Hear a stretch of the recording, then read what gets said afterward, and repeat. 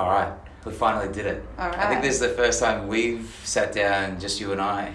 It's not the first time, but I think the last time was Nationals. It's like 2 years ago. And Mags is filming. Yeah. So 2 years on, and here we are finally sitting down. Slightly different circumstances. Yeah.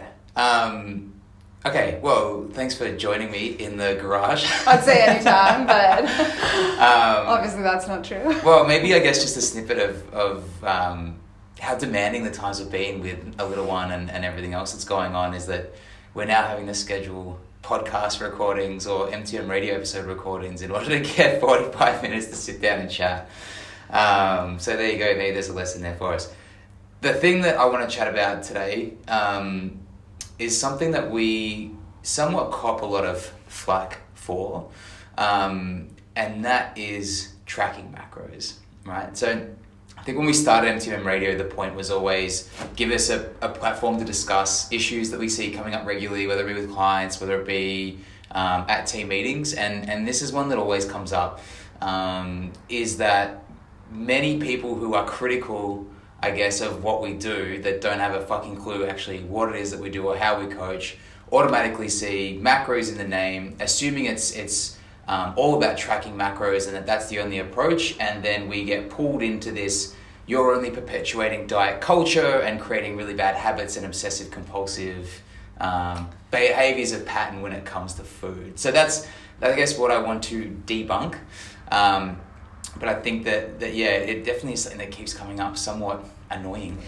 Well, I think it's definitely bigger than us. Yeah. It's a theme that runs throughout the industry. I don't think that, we ourselves caught more flack for it than anywhere else in the industry. And yeah, our name is like Married to My Macros. It's a little bit tongue in cheek, and anyone who's followed us or listened to the podcast or worked with us knows that we are about so much more than that, and that's actually maybe kind of 10% of what we focus on. But it's a really important 10%, and for a lot of people, it is a foundation that needs to be built in order to build lifelong healthy habits.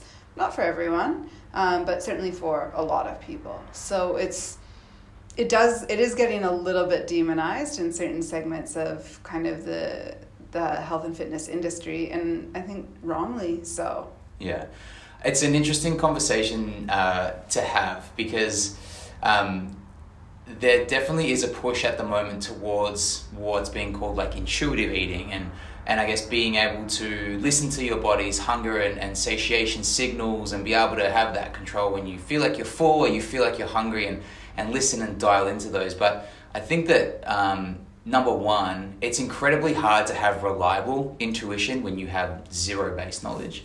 And number two, the more that we actually learn and understand about calories and macros is that by manipulating your profile, manipulating the amount of certain macros that you get, you can therefore manipulate your total amount of energy, but also play a lot around with how full you're feeling or how hungry you're feeling or how much you can optimize your training and how much more output you get from that. So yeah, and I would say even doing all that, I think intuitive eating is probably the goal for most people, right? And that is kind of what we're moving towards. But like you said, how do you intuitively eat when you have no idea what your baseline is? Like, we've got to develop an understanding of what we're consuming in order to eat appropriately for us without tracking. Yeah.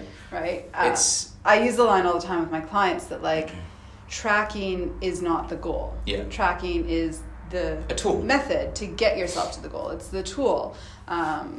Eating to nourish your body for what you're doing is the goal. Yeah, I think it builds out into more complicated conversations as well. Like obviously we work with a number of pretty high level athletes who for them it's a non-issue, but we also work with a lot of parents who are quite cautious in their approach in terms of fearful of potentially the example that they're setting for their children. Like, well, I don't want my kids seeing that I'm weighing and measuring everything that I'm eating. And I think part of the conversation that often gets let out is, just because you're tracking doesn't mean that we want you to not eat a meal if you've eaten all your calories or macros on your profile before getting to that point, or that you don't have days that aren't perfectly tracked, right? But the thing that always gets me is that whenever you see parents cooking with kids and they're baking cakes or making treats, they're following a recipe. Now, when they're following a recipe and it calls for a cup of flour or 15 grams of salt or whatever it is, and they're weighing 12 servings. Yeah, they're weighing and measuring, to the recipe in order to produce whatever it is that they're cooking.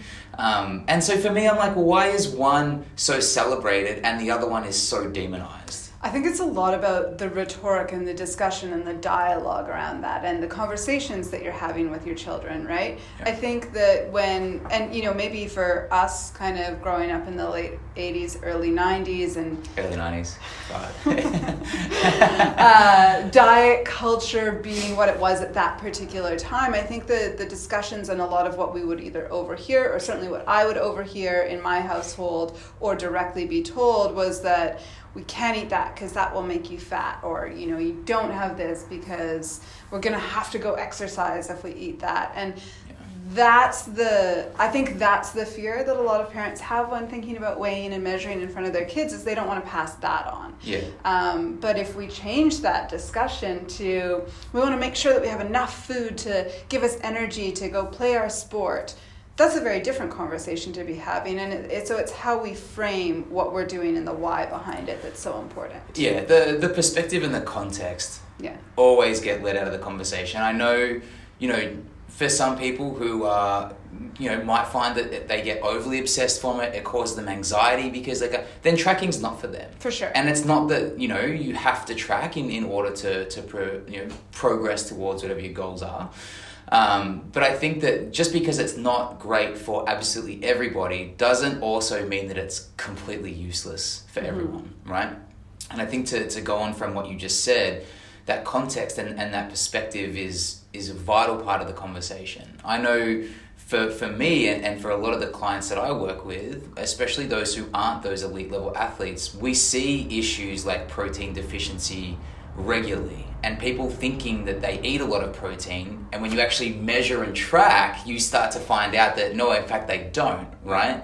And again, maybe that circles back to, well, how do you know intuitively what's a lot if you don't actually know where you are, right? And but I think sorry, just before you're cutting, I'm getting rambly, obviously, but I think that the perspective actually is, for a lot of my clients, it's not that I want you tracking because I'm scared you're going to overeat. It's because I'm terrified you're accidentally going to undereat. And I want you to be eating as much as you can and still progressing forward, which is counterintuitive to what a lot of people think you have to do if the goal is particularly weight loss, right? I've lost my thought. I'm done. No, I think that context is so important, and when you get people coming in that particularly are under eating on their protein, that's a great example of like, oh, I just want to make sure that I'm getting enough in to make me feel good. Yeah. That's the other piece of the coin, is that when you're intuitively eating the other side of the coin. How many pieces to a coin? Many. When you're intuitively I've missed this, babe. Have you? I have. When you're intuitively eating, but not tracking, or you don't have that baseline, and you think you're eating enough, and you're feeling good, great. You take that, you start tracking, you start eating a bit more, and all of a sudden this whole other world opens up, and it's like, I didn't know I was supposed to feel like this. Yeah. That's that piece that we want to capitalize on. We say, okay, so the goal now is to get you maybe intuitively eating, but feeling at this level. And in order to do that, we need you to understand that what you thought was enough protein, typically the case, it's actually only a third of what you need to stop getting sick consistently, right? To feel like you've got energy, to start putting on lean mass, dropping fat, all of those good things. To not feel so beat up from training. Yeah. It's, the irony is for me that it's somewhat framed within diet culture as being this overly restrictive way of eating, when actually it's quite the opposite, because it actually allows you to learn more about the foods that you are eating a lot, and then it gives you that freedom and flexibility to say, okay, I'm going to include X, Y, and Z in my diet because those are foods that I like, but that also means that I have to be a bit mindful of this decision or that decision. But overall, I think it actually gives you more freedom and flexibility with your nutritional choices rather than less. 100%. And maybe that's what we need to break, is just because we're weighing and measuring our food or our portion size or our servings and getting the macro information or calorie information from that, it doesn't mean that every meal has to be rice, chicken, broccoli, right? Yeah, I mean, a lot of your meals are, Well, but that's I just never amazing. eat like that. That would drive me crazy. That's laziness. That's not Yeah. necessarily because I feel like I have to. And look, maybe, you know, to kind of disclose and put everything out there, like, you and I both are pretty regular macro trackers, and even though I feel like I have a pretty good idea of what I'm doing, I like the data. I like knowing that, you know, I can look back through a week or a month or 6 months ago and think, I was feeling really good for this competition or at this point in time, or I thought aesthetically, like, this was a really good place for me. What was I doing with my diet at that time? You know, what were things looking like? And having that data to play with, like, for any industry, the more information that you have, the more informed your decision making going forward is. And I think from a coach's perspective, the more information our clients give us or can give us about, you know, how they're feeling or what their weight's doing, and being able to then put that back and say, well, what's your profile saying? Does this story make sense? It actually informs our coaching to a much greater level as well. Essentially, you know, talking about macro tracking being a tool and not the goal, the tool it's a form of self-reflection. Yeah. Right? Yeah. So I'm not the type of person who's going to sit down at the end of the day and write out a journal or a diary or put my thoughts on paper. Some people do really well with that. Some people like to meditate, have a bath before bed, whatever it is. For us, that macro tracking and that data is that form of self-reflection, which allows us to see, okay, this was working, this wasn't. You know, what elements, what habits do we want to pull through moving forward? Yeah. And I think probably for me, the only time I didn't consistently track over the last 7-8 years was during my pregnancy. It was, and then early postpartum period, which the tool wasn't serving me at that time. So I left it and am now back to it. And for me, it never feels onerous or like a chore or that I'm failing, you know, if I don't hit those exact numbers. And that's, if we're starting to get anxiety from it, that's a whole, then we need to look at, is the tool serving you? Yeah, and I think that there's deeper conversations surrounding food when you do get to that point.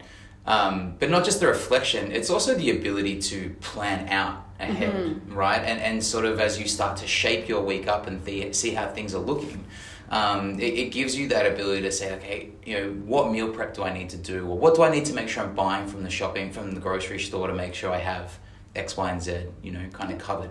I'm someone who has, I think I'm at nearly like 1,150 days of consecutive tracking, but by no means are every one of those days perfect. Yeah. You know, and that would include trips to Europe where I'm like, oh, I really just want to make sure I'm getting a minimal amount of protein in. Yeah. So I'm not going to track the pastas, I'm not going to track the bread, and it's actually not really going to inform, you know, much of my decision making, except to make sure that I'm probably having a second scoop of whey, or maybe I start the morning with eggs for breakfast, knowing that most of the rest of the day in Italy is probably going to be cured meats and pasta. And that's because, given your history of tracking, you know that if you're not very conscientiously obtaining those protein sources, you're going to be low. Yeah. Right? So like having that history has shown you that. And so, okay, I can use this tool modified in this way to keep me on track while we're away, so that, you know, we maintain throughout and right back into it once we get home. Yeah. I think too, if you're someone who, you know, we talk a lot about habits and habit tracking, and a lot of what that is that self-reflecting and starting to bring a lot of those subconscious decisions that we make, you know, every day to the surface. And especially with food, how much of our, like, just walk past the cupboard and grab a small handful of almonds, right? Now, that's not really a huge deal on its own, but if you're working from home and you walk past the cupboard 8 or 9 times and you're grabbing half to a full serve of almonds every time, the ability for you to put yourself into a caloric surplus unintentionally is quite high.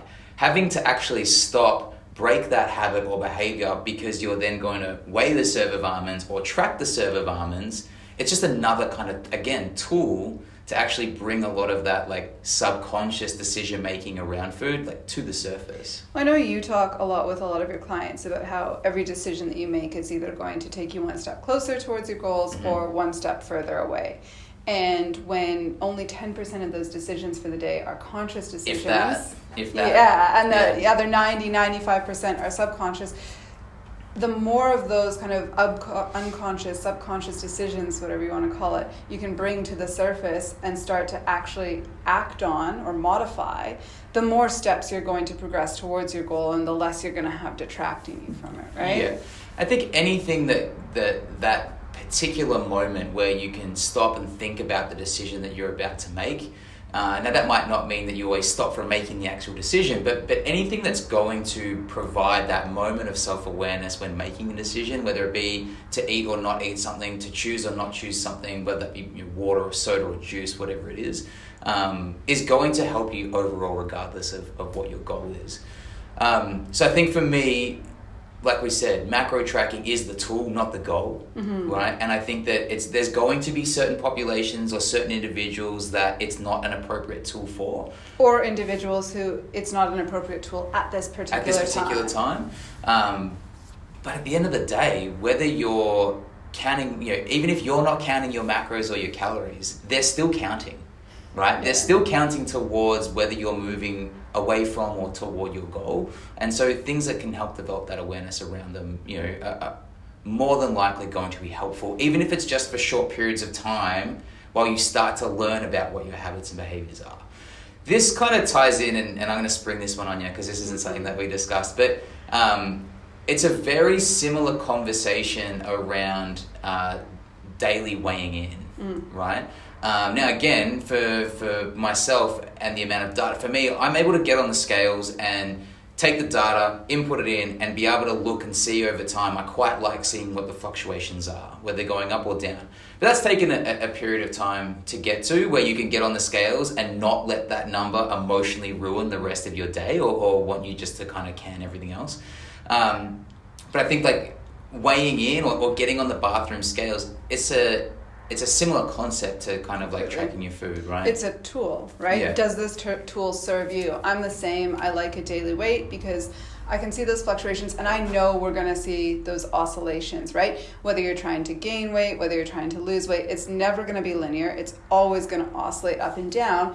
And once you've seen that pattern over time and you know how you respond to a late meal or a meal off program. Or no sleep or high stress. Exactly. Any of those other things. Yep. Okay. That oscillation makes sense today. Got it. Or you get on the scale and you know what that number is going to be because you had a crap sleep the night before.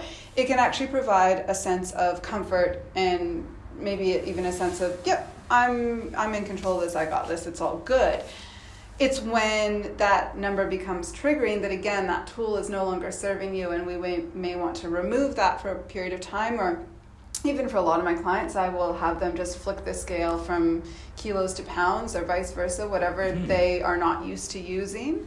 Because if you weigh yourself in kilos every day and you flick it to pounds, you have no emotional connection to that weight. Yeah, that's a really good idea. Right? Yeah. So typically I get them to reverse that and it frees them and it allows them to see the data for the data instead of the data is good or bad. Yeah. I'm a success. I'm a failure. Those sorts of labels that we start to attach to an arbitrary number, which is only a very, very, very small portion of the overall picture of what's happening in your body. It's again, the weight one is interesting and we've done a number of different episodes on, what the scale isn't actually telling you. But that emotional attachment to the scale, it is one of those things where we are never going to use a one-off scale weight as a determining factor in what we need to change or amend with your profile. Now, for me, if I'm using with a client, if they have a specific weight, which if we're working with weightlifters, often there actually is a reason to weigh a specific weight,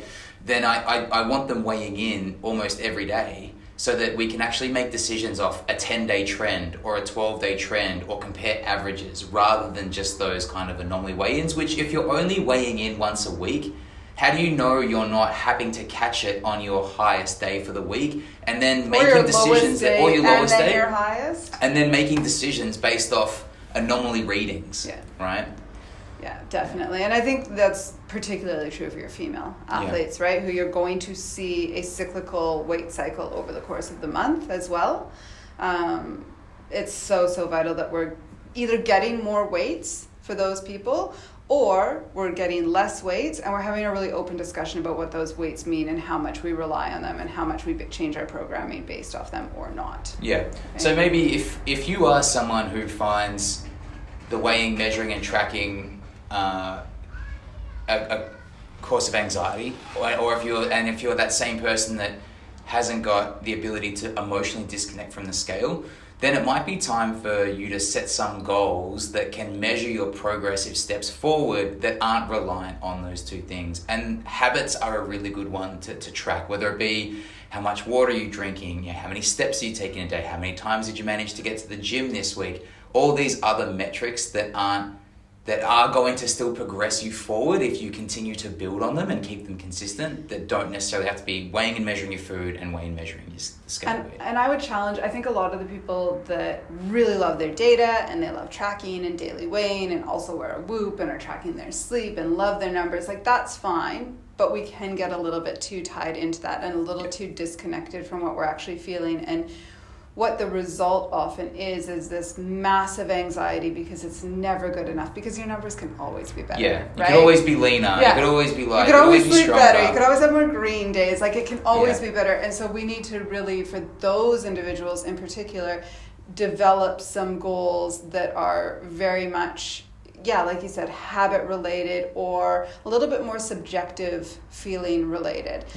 One of our coaches in a team meeting last week, and I'm sure I'll mess this up, brought up this habit or practice of every morning asking yourself, how am I going to value myself today? Right? Like what kind of, where am I going to find value in myself? Is it going to be that I laugh with my kids? Is it going to be that I take some self-care time? Is it going to be that I cook a meal with my partner or I enjoy my meal without the phone, Something that's a little bit more mindfulness focused. It's funny how emotionally tied up and invested we get into it, when at no time are you ever going to sit down and say, the two things that I'm going to judge or value myself on today are my scale weight or how many grams off my perfect profile day I was, right? Yet they're so emotionally triggering and so emotionally exhausting for many people. It's just an interesting thing to.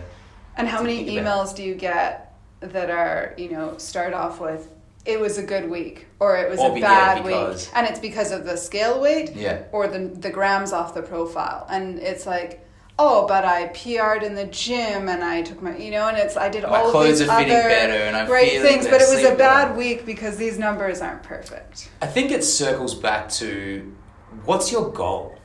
Right? Like if your goal is just to feel better in your clothes and feel like you have more energy and just feel like you're, feeling better and taking care of your health, then no, you don't need to weigh in every day, and you probably don't need to diligently track your macros as much as you think you need to.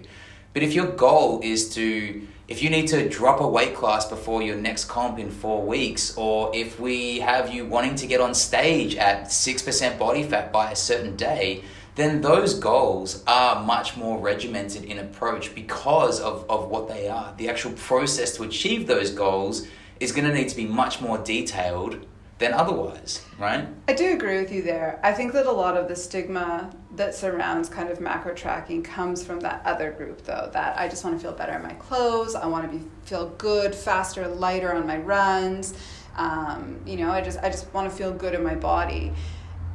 Okay, maybe we don't need to diligently weigh and track everything that we eat, but sometimes when we're coming from an intuitive eating place and we start doing that, we start achieving all of those goals, right? And, my weight's actually, I have a client right now who, those were kind of all the set goals that we had set out. Weight's actually gone up about a kilo and a half since we started working together, but they're looking much better in their clothes, everything's fitting better, and they're feeling really vibrant. And so it's like, okay, well, we've knocked all of those goals out of the park by getting you weighing and logging and tracking, because now you actually understand what your body needs to feel good. And now we can back away from that diligent, on your phone focused approach. Yeah, it can be very stepping stone. If you weigh and measure and track your food for a week or 2 weeks, you're very quickly going to develop an eye that when you look at a plate of food that you're putting together, you'll know if it's an appropriate size of protein, or are you getting enough veggies, or and so when you go out to restaurants or you go to family occasions and functions, regardless of not or whether or not you choose it, you're going to be able to start to develop a skill where like, this is a much bigger serve than I would normally have, or this is much smaller and I need to add something in or if I want for that particular meal or occasion. Yeah, and if it's just right? a one meal and a one-off, then it's a one-off and we just get back to program the next meal. Cool. Right? But yeah, maybe don't jump on the scales on Boxing Day and feel like your whole 12 months has been for nothing. Unless you're looking for a scale PR. Exactly. That's the goal. Thank you, my love. Anytime. I'm sure we'll... if that works into our schedule. Exactly. Ever so finitely. We'll see you again in another 2 years Yeah. for the next episode. All right, sounds good.